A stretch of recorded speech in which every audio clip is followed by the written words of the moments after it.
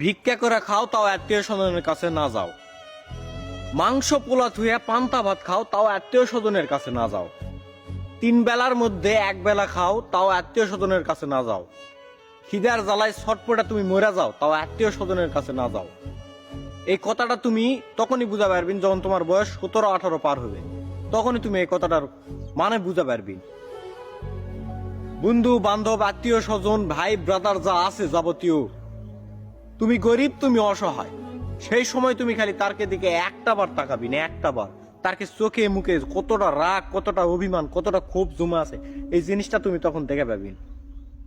কারণ বর্তমান যে সময়, বর্তমান যে জেনারেশন, তোমার কাছে টাকা আছে মানে তোমার কাছে সবকিছু আছে, তুমি সব জায়গায় যাবেন, মান সম্মান মূল্য সব পাবেন।